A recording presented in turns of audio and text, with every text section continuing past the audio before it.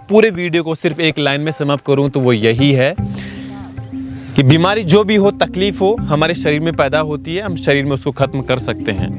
तो ulcerative colitis है तो डरने की कोई बात नहीं है, अवेयर रहने की ज़रूरत है, चीज़ों को डिसिप्लिन में लाइए। तो उसके लिए 3 से 4 चीज़ मैंने आपको बताई है।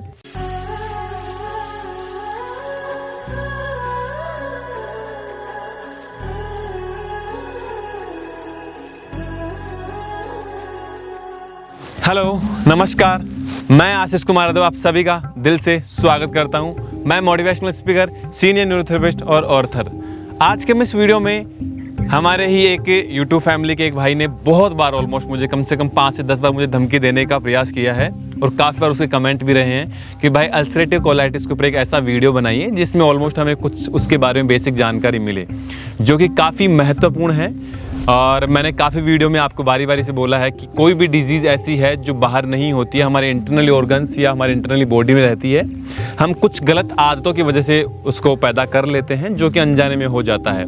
और समय के साथ, इतना समय के साथ मतलब मे बी कि क्रोनिक हो जाता है कि हमें समझ नहीं आता, एक टाइम बाद हम बाहर उसको ठीक करने के लिए घूमते हैं। तो ऐसे कई डिजीज़ हैं जो कि हमें पेट से संबंधित समस्याओं में सामने फेस करने होते हैं। गैस है, ब्लोटिंग, सैम पैटर्न है, कॉन्स्टिपेशन है, डायरिया है, म्यूकस है, अनडाइजेस्ट फूड है। ऐसे कई पैटर्न होते हैं जो हमें पेट की समस्याओं के दौरान फेस करने पड़ते हैं। बट अल्सरेटिव कोलाइटिस क्या है, इसके बेसिकली कुछ मैं जो मेरे अनुभव के आधार पे जो मैंने अभी तक जाना है, समझा है और जो मेरा अनुभव रहा है वो मैं आपके साथ शेयर करूँगा। तो अगर वीडियो इन्फॉर्मेटिव लगे, वैल्यूबल लगे तो प्लीज़ वीडियो को लाइक ज़रूर कीजिएगा। देखो, अल्सरेटिव कोलाइटिस की जो शुरुआत है वो इमीडिएटली अचानक कभी नहीं होती है। एक चीज़ हमेशा आप दिमाग में ध्यान रखें, अल्सरेटिव कोलाइटिस टेस्ट में डायग्नोसिस हो जाता है, ये तो हमें पता है। और उसके अंदर जो सिम्टम्स होते हैं वो थोड़ा सा सीवियर होते हैं। आईबीएस की सिम्टम्स के दौरान, आइडियली जो सिम्टम्स आईबीएस में होते हैं उससे सीवियर होते हैं अल्सरेटिव कोलाइटिस में। तो मैंने जो अनुभव किया है या जो मेरा इसमें अनुभव रहा है वो एक पैटर्न जो मैं मानता हूँ कि अल्सरेटिव कोलाइटिस के दौरान आपको मोशन में ब्लड आना शुरू होता है। ये सबसे पहला सिम्टम्स माना गया है अल्सरेटिव कोलाइटिस के दौरान। और बात करी जाए भाई कितना क्रोनिक होता है, तो मेरा अनुभव तो ये कहता है कि शायद दुनिया में ऐसी कोई बीमारी नहीं है या ऐसी कोई डिजीज़ नहीं है जिसका कोई इलाज नहीं है। हर चीज़ आसान है, मुमकिन है, बस आपके अंदर भूख हो उस चीज़ को ठीक करने की और लाइफ में सही चीज़ों को करने की, तो चीज़ें समय के साथ अपने आप ठीक होगी। ये हमारा अनुभव है। तो अल्सरेटिव कोलाइटिस, सिंपली बात मैं ये मानता हूँ कि आपकी आंतों के अंदर कुछ ऐसा फंक्शन बिगड़ने की वजह से समय के साथ बिगड़ता है जिसमें आंतों में घाव होना शुरू होता है। और घाव मतलब आंतों में कुछ, देखो मैं कोई डरा नहीं रहा, सिर्फ आपकी रिक्वेस्ट थी, इसलिए मैं कुछ अवेयरनेस डालने के लिए आपके अंदर एक वैल्यूबल इंफॉर्मेशन डालना चाहता हूँ। मेरा मोटिव है कि अगर आपको ऐसा प्रॉब्लम है तो आपको सिंपली लाइफ को डिसिप्लिन करना बहुत ज़रूरी है। अल्सरेटिव कोलाइटिस जैसे मैंने बताया कि इसमें ब्लडिंग की प्रॉब्लम आना शुरू होती है। दूसरा, म्यूकस या अनडाइजेस्ट फूड भी इसमें सिमिलर कुछ पेशेंट या कुछ आईबीएस वॉरियर को दिखना शुरू होता है। तो अगर आपको मोशन में ब्लड आ रहा है तो इस बात की संभावनाएं हैं कि या तो आपके एनएस पॉइंट में, रेक्टम वाला पॉइंट में, या फिर आपके लार्ज इंटेस्टाइन में कहीं ना कहीं कोई घाव जरूर है जिसकी वजह से ब्लडिंग आना हमें मोशन में शुरू हो जाता है। अब ज़्यादा डिटेल में नहीं बताऊंगा क्योंकि मैं जितनी चीज़ें बताऊंगा आपके माइंड में चीज़ें कॉम्प्लिकेटेड होगी। कारण क्या है, सिंपली क्योंकि जितना आप इंफॉर्मेशन सुनेंगे या जानेंगे तो आपके माइंड की धज्जियां उतनी ही लगेगी। तो उतना ही जानना हमारे लिए ज़रूरी मैं मानता हूँ जितना हमारे लिए वास्तव में वैल्यूबल है। तो मैं आपको ये चीज़ें इस प्रकार से बताना चाहता हूँ कि देखो, आपको यहाँ पे रुकना है। अगर आपको अल्सरेटिव कोलाइटिस है तो आपको रुकना ज़रूरी है। रुकने से मेरा मतलब है कि डिसिप्लिन मस्ट नीड है। आपको बिल्कुल लाइट खाना खाना शुरू करना है, नहीं तो समय अगर थोड़ा सा यहाँ से और बिगड़ता है तो इस बात की संभावनाएं हैं कि चीज़ें भविष्य में बिगड़ने के आसार प्रबल हैं। देखो, कोई भी चीज़ है उसके पीछे कारण है। अगर हवा चलती है तो भी कारण है, मोटे हैं तो भी कारण है, पतले हैं तो भी कारण है, अगर नींद नहीं आ रही है तो भी कारण है। कोई भी चीज़ इस ब्रह्मांड में अगर घटित है या जो घटती है उसके पीछे एक बहुत बड़ा स्ट्रॉन्ग कारण होता है। तो अगर आपको ऐसा तकलीफ है तो उसके पीछे भी कारण है। कारण यही है कि आप जाने अनजाने में अपने डिसिप्लिन लाइफ को फॉलो नहीं कर रहे हैं। तो अब इसको ठीक करने के क्या क्या पैटर्न आप घर पे फॉलो कर सकते हैं। मैं ये मानता हूँ कि सबसे पहला जो मैं बहुत वीडियो में ऑलमोस्ट मैंने हर वीडियो में बोल रखा है कि सुबह उठ करके कम से कम आपको 1 से 1.5 घंटा योगा प्राणायाम अपने डिसिप्लिन लाइफ में ऐड करना ही करना है। आपके पास समय हो या नहीं हो, कोई भी बहाना हो, कुछ भी नहीं चलेगा। आपका जीवन है, आपको चैलेंज एक्सेप्ट करना पड़ेगा। अगर आप नज़रअंदाज करते हैं इन चीज़ों को तो फिर आपको भविष्य में चीज़ों से लड़ने के लिए अपने आप को तैयार करना पड़ेगा। तो मेरा अनुभव है कि डिसिप्लिन लाइफ में सबसे पहली चीज़ हो आपकी सुबह सुबह का योगा, ऑलमोस्ट 1 से 1.5 घंटे का। उसके बाद आप हो सके तो पानी की थेरेपी ले सकते हैं, जिसमें आंतों के मूवमेंट को नॉर्मल हो सकता है। या उसके अलावा मिट्टी पट्टी, जैसे मैं हर वीडियो में बोलता हूँ कि मिट्टी पट्टी इसमें कंपलसरी होती है, वो भी आप इसमें ऐड कर सकते हैं। तीसरी, जितना हो सके आप छाछ का इंटेक करें। अगर आपको वास्तव में अल्सरेटिव कोलाइटिस है तो कम से कम आपको 7 दिन तक ऑलमोस्ट एक तकरकल्प विधि होती है जो छाछ के माध्यम से करवाई जाती है। उसमें हर 2 से 3 घंटे के दौरान फ्रेश छाछ आपको इंटेक करना है।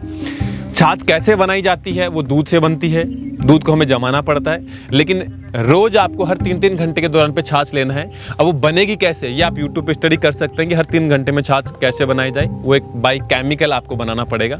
दूध को जमाना होता है जो अगले 3 घंटे में फ्रेश दही बनता है, और दही का पैटर्न आपको छाछ के फॉर्म में बना करके पीना है। उसका जो मिल्क हमारा जो होता है बेसिकली, और जो बटर होता है जिसको हम घी बोलते हैं हमारे यहाँ पे, घी को बाहर निकालना है और छाछ आपको फ्रेश इंटेक करना है हर 3 घंटे पे। ये तकरकल्प विधि के दौरान आता है। तो अगर आपको वास्तव में अल्सरेटिव कोलाइटिस है तो आपको कम से कम 7 दिन तक फ्रेश छाछ, सिर्फ फ्रेश छाछ इंटेक करना है। उसमें मसाले के तौर पे आप जीरा डाल सकते हैं, थोड़ा सा आप जहाँ तक हो सौंफ का पाउडर डाल सकते हैं, हल्का सा आप उसमें सेंधा नमक डाल सकते हैं स्वाद के अनुसार। ये 2-3 चीज़ें हैं जो आपको फ्रेश छाछ में डालना है, जो कि आपके डाइजेशन को इम्प्रूव करने में आपकी हेल्प करेगा। देन आपको जो क्रोनिक अल्सरेटिव कोलाइटिस जैसे लोग बोलते हैं, मैं नहीं बोलूँगा, जो है उसको सिमिलर या बैलेंस करने में आपकी हेल्प करेगा। बाकी जितना हो सके गर्म चीज़ों से थोड़ा सा अवॉइड रहें। मिडिल टेम्परेचर चीज़ें ले सकते हैं, जैसे थोड़ा सा सिमिलर हमारे एनवायरनमेंट के साथ जो पानी होता है वो आप इंटेक कर सकते हैं। ज़्यादा फ्रीज का चीज़ भी आपको इंटेक नहीं करना है, गर्म चीज़ भी नहीं लेना है। मिडिल जो टेम्परेचर रहता है उसी के अकॉर्डिंग आपको चीज़ों को इंटेक करना है।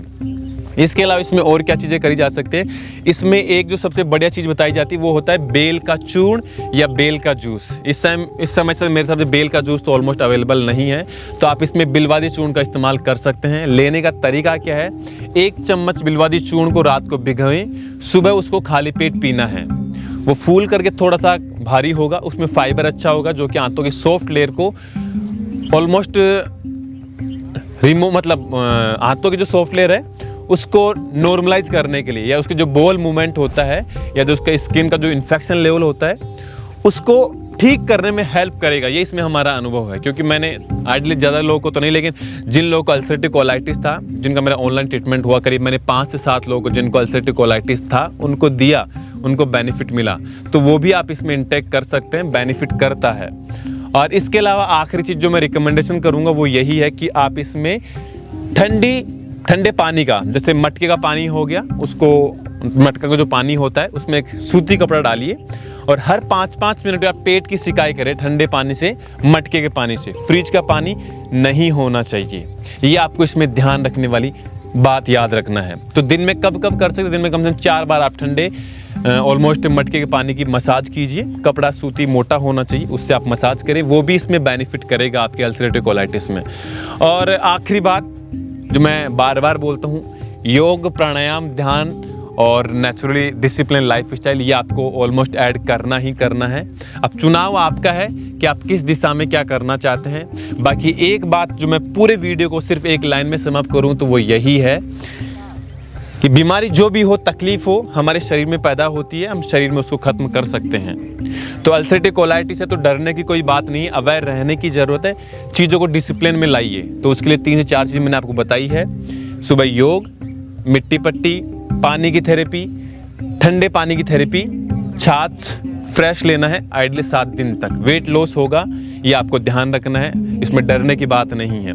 तो 3 से 4 चीज़ें आपको फॉलो करना है, डरने की बात नहीं, चीज़ें ठीक हो जाती है। अगर हमारी बॉडी में कहीं घाव होता है तो बॉडी में इतनी एनर्जी ज़रूर है कि अपने आप को हील करने की ताकत रखती है। जब हम बच्चे थे छोटे तब हमें कहीं घुटने पे चोट लगती थी, कहीं पैर में चोट लगती थी, कहीं पीठ में, कहीं भी ऑलमोस्ट कोई ब्लडिंग होती थी, कोई मच्छर काट गया, कोई भी हो, तो वो चीज़ अपने आप हील होती है। हम चाहे दवाई लें या नहीं लें, अगर बहुत सीवियर ब्लीडिंग होती है तब हमें मेडिकल ट्रीटमेंट की नीड होती है। बट अगर ऑलमोस्ट छोटा मोटा घाव है या कोई फुंसी है, फोड़ा है, हमने कुछ नीम की छाल लगा ली, कुछ भी फोड़ फाड़ के लगा लिया तो ऑलमोस्ट ठीक हो जाती थी। तो हमारी बॉडी इतनी कैपेबल होती है कि वास्तव में वो खुद को हील करने की ताकत रखती है। तो इसलिए डरना नहीं है, अलर्ट रहो, चीज़ों को बेस्ट तरीके से करो। मुझे उम्मीद और आशा है कि आपकी चीज़ें बेटर होगी। बट फिर भी अगर चीज़ें ज़्यादा रहती है तो एक बार अपने डॉक्टर से कंसल्ट कर सकते हैं। मैंने आपको वो बताया जो मेरी लाइफ का अनुभव रहा है। तो प्लीज़ आप अपनी हेल्थ का ज़रूर ध्यान रखें। मैं ईश्वर से प्रार्थना करूँगा कि आप स्वस्थ और ठीक होंगे। आप सभी का दिल से बहुत बहुत धन्यवाद।